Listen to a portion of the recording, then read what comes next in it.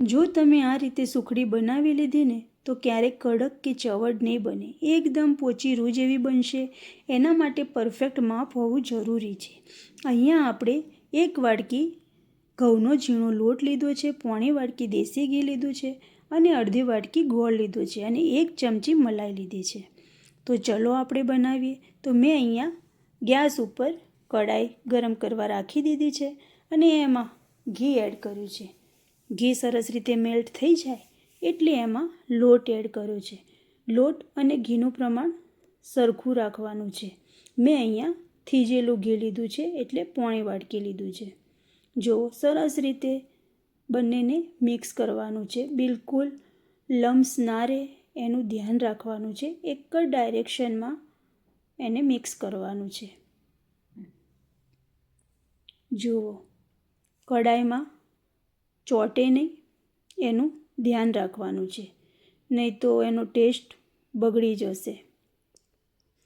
જો સરસ રીતે એકદમ શેકાઈ જાય અને એની સ્મેલ આવે એટલે ખબર પડી જાય કે લોટ શેકાઈ ગયો છે અને પછી ગેસની ફ્લેમ બંધ કરવાની છે અને પછી બંધ ગેસે જ આપણે એમાં ગોળ એડ કરવાનો છે. મેં અહીંયા અડધી વાટકી ગોળ લીધો છે.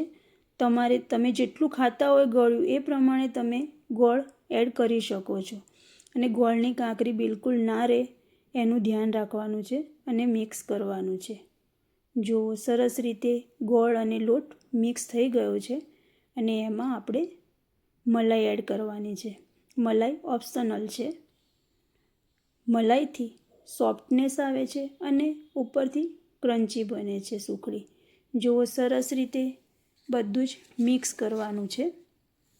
એકદમ સુગંધી ઘરમાં ફેલાઈ ગઈ છે એવી સુખડી બની ગઈ છે આપણી પરંપરાગત ગુજરાતી મીઠાઈ, જે ઘી, ઘઉંનો લોટ અને ગોળથી બને છે. તેની સુગંધ મન મોહી લે તેવી, સ્વાદ મીઠો અને ભરપૂર, નરમ છતાં કરકરી ટેક્સચરવાળી. દરેક કોળિયામાં દેશી ઘીનો લાજવાબ સ્વાદ અને ગોળની કુદરતી મીઠાશનો અહેસાસ થાય છે. મેં અહીંયા એક પ્લેટમાં ઘી ગ્રીસ કરી લીધું હતું અને પછી એમાં બધી સુખડી કાઢી લેવાની છે અને વાડકી અને તાવીતાથી એને દબાવી દેવાની છે. જો સરસ રીતે પીસ પડે એવી રીતે એને દબાવવાની છે અને ઠંડી થઈ જાય એટલે એના ચાકુ વડે પીસ કરવાના છે. જો સરસ રીતે સુખડી બનીને તૈયાર થઈ ગઈ છે. અમારે તો ગુજરાતીના ઘરે સુખડી બને જ. તમે પિકનિક જાઓ કે કોઈ તહેવાર હોય કે કોઈ માતાજીની બાધા હોય તો અમારે સુખડી બનાવવી જ પડે. બહુ સરસ અને ટેસ્ટી સુખડી બનીને તૈયાર છે.